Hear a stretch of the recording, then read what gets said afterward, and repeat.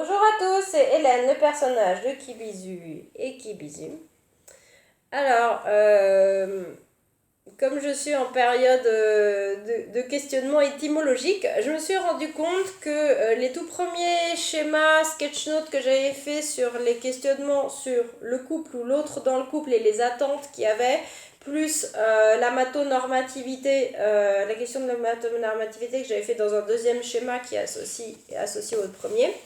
Et par contre, quand je m'étais questionnée sur l'anarchie relationnelle, je pouvais plus parler de couple. J'avais parlé de relations affectives parce qu'on y incluait, si on peut dire, voilà, on questionnait l'exclusivité déjà et on incluait aussi amis, famille, toutes les relations affectives possibles en fait. Avec les questionnements d'exclusivité ou de hiérarchie, etc. Jusqu'à la question particulière de l'anarchie relationnelle. Relations affectives. Et donc je me suis dit, tiens, ça fait. Maintenant, je me mets à parler de relations affectives, du coup, beaucoup plus, et je ne parle plus de couple. D'ailleurs, je n'emploie pas le mot parce qu'il est trop chargé, parce que c'est. D'ailleurs, je me dis ni en couple ni célibataire, parce que si je dis couple, les gens ils vont dire ah ben vous êtes installés ensemble ou quand est-ce que vous allez vous installer ensemble. C'est des questions qu'on m'a posées. J'ai dit non non mais moi je vis toute seule, voilà, enfin mes partenaires on vit pas ensemble. Ça, c'est impossible pour les personnes ensemble, en face. Ils ont des gros yeux comme ça et ah ben, vous n'êtes pas amoureux pour de vrai. Alors, je dis, ben si, si, et puis j'en ai vraiment ras-le-bol de répondre à cette question. Donc, du coup, j'utilise plus le mot couple. Et comme j'ai vu cette différence entre mes schémas relations affectives couple, je me suis posé la question tiens d'où ça vient chaque mot étymologiquement ou dans l'histoire. Et le mot couple vient du masculin, pour le masculin vient de copulare en latin qui veut dire lier ensemble, deux personnes. Donc lier deux personnes, il y a toujours cette notion de paire ou de deux, pas plus justement. Et c'est, même s'il est très ancien, le mot, il l'utilisait surtout à partir du 19e siècle. En fait, ça monte en flèche l'utilisation du mot couple. Avant ça, on devait sûrement parler de mari et femme et tout ça, et puis en plus c'était des mariages arrangés, donc c'était particulier. Mais à partir du romantisme, en fait, en gros, ça correspond à l'époque romantisme, et surtout à partir du 20e, que le mot couple est utilisé. Le mot relation affective est quasiment pas utilisé, justement. Relation, ça veut dire relier, donc une liaison entre deux personnes aussi, ou plus d'ailleurs. Relation affective, ça peut être mis au pluriel, ça pose pas de problème, c'est pour ça que j'utilise plutôt ce mot-là. Et affective, de affectivus en latin, qui veut dire qui exprime un désir et qui signifie qu'il y a des émotions, des sentiments, de la tendresse, que ça touche l'âme de la personne, etc. Donc je trouve que en plus, même en allant regarder l'étymologie, je trouve que ça me correspond justement beaucoup mieux. Alors même s'il y a la notion de couple ouvert, justement, je pense que les personnes qui sont en couple ouvert, d'ailleurs, c'est tout autant difficile, même peut-être plus que justement moi qui essaye de ne pas parler de couple, parce qu'on va venir les emmerder, en gros, à leur dire que s'ils sont ouverts, ils sont pas amoureux pour de vrai. Ça va être encore la matonormativité qui veut qu'il y ait les six bulles en un, qu'on habite ensemble, et c'est comme ça et pas autrement, quoi. Je parle moi de partenaire aussi, du coup dans les relations affectives de partenaire, quand j'entends plus un petit peu couple ou relation romantico-sexuelle, je parle plutôt de partenaire, et quoique c'est assez fluctuant, justement d'où le dessin des bulles, c'est ce que j'avais déjà dit. Partenaire vient de partitio en latin qui veut dire le partage, d'ailleurs la division ça veut dire, et la répartition, donc il y a une histoire de parts, de deux parts. Donc partenaire, c'est oui, il y a une liaison entre les deux, il y a une relation affective entre les deux par exemple, mais chacun a sa part. C'est plus le couple qui fait du deux en un et qui n'existe plus des fois en dehors, ou en tout cas qui ne réfléchit pas à cette question-là, vu que c'est attendu, par exemple l'exclusivité est attendue dans un couple, sauf pour les couples ouverts justement. Euh, D'où, à mon avis, leur difficulté à expliquer la chose. D'ailleurs, ce livre est très bien pour ça. Il y a plein de questions, justement. Il parle justement de ce qu'on appelle, dans une question, la question 32, qu'est-ce que le découpling? C'est le fait de si on peut dire, un moment se séparer affectivement, éventuellement, enfin, non, défusionner, c'est pas se séparer, c'est défusionner, en fait. Redevenir partenaire pour aller se relier avec d'autres personnes et pour refusionner plus tard. D'ailleurs, il y a aussi la notion de partenaire comète que j'utilise aussi, justement, donc ça colle très très bien, le terme de partenaire partage, hein, je le rappelle, et division. Partenaire comète, il y a une question aussi là-dessus, une explication.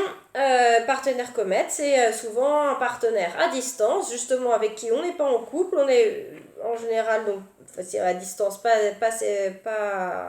comment dire, pas installés ensemble et qu'on va revoir sur un laps de temps, peut-être dans plusieurs mois ou plusieurs années, et à chaque fois qu'on se revoit, ben, on refusionne.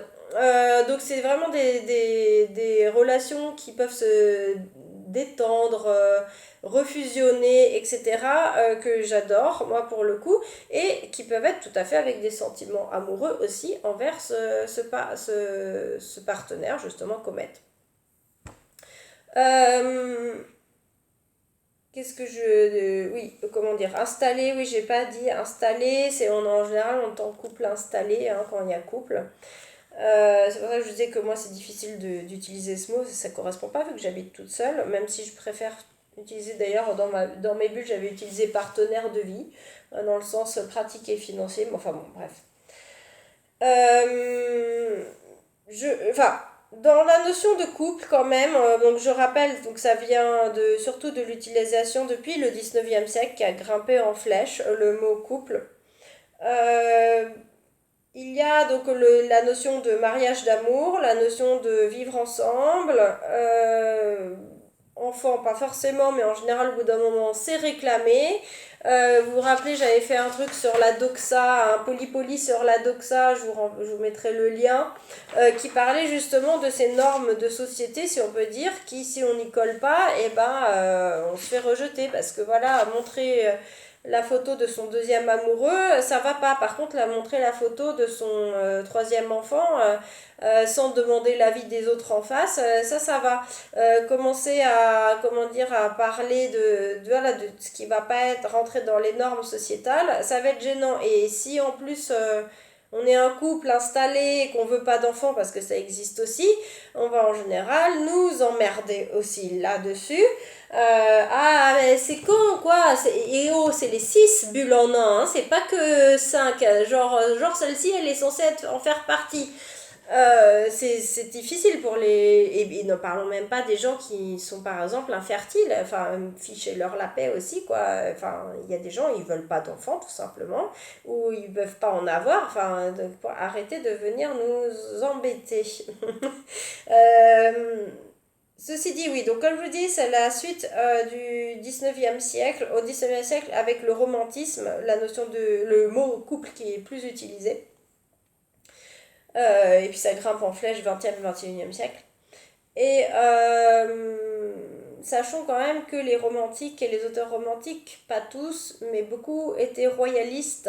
Moi, comme je vous l'ai déjà dit dans une vidéo précédente, l'exclusivité notamment, c'est un privilège. Alors quand on dit couple ouvert, voilà, ben voilà, justement, ils enlèvent ce privilège et ils s'ouvrent aux relations plurielles, donc c'est autre chose. Mais l'exclusivité, c'est une forme de privilège, comme qu'il y avait dans la monarchie, etc. Je pense que toutes les formes de relations plurielles, que ce soit le couple vert, les partenaires comètes, ou tous les types de partenaires, comment vous voulez, enfin, faites ce que vous voulez d'une certaine manière, tant que c'est consensuel entre les partenaires et entre les gens, que les gens ils fusionnent, ils défusionnent avec tel ou tel partenaire, si les 2 personnes, les 3 personnes, les 4 personnes, X personnes sont d'accord, je ne vois toujours pas où est le problème. Si c'est juste Madame Doxa, allez on va l'appeler comme ça, tiens, si c'est juste Madame Doxa qui est pas contente parce qu'il existe des LGBT, parce qu'il existe des gens qui entre eux se sont mis d'accord justement pour ne pas avoir une forme de couple traditionnel manière 19e, 20e siècle, mais laissez-les tranquilles, Madame Doxa, fichez-nous la paix, Madame Doxa. Nous, on est très bien comme ça. Et petite anecdote de fin, disons. Lundi, j'attendais un partenaire amoureux qui me rejoignait.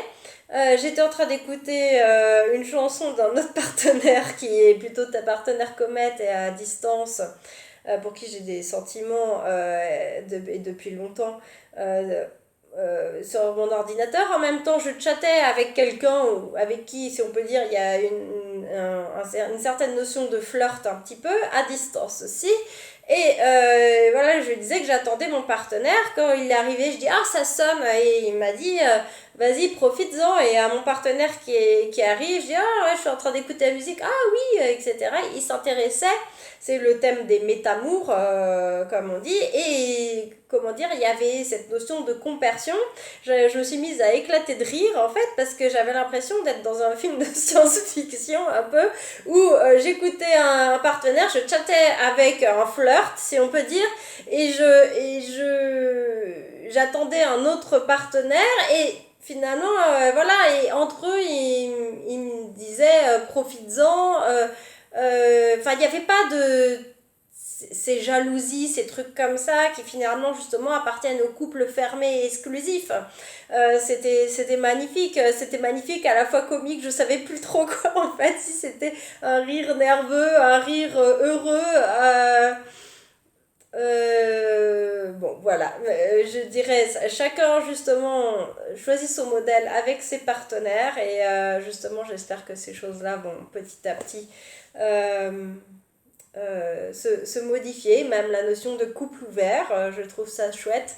Et j'espère qu'on n'embêtera plus ceux qui se nomment couple, qui veulent se nommer couple, mais avec le mot ouvert, c'est-à-dire sans exclusivité aussi, qu'on les laisse tranquilles, s'il vous plaît, eux aussi, comme à moi.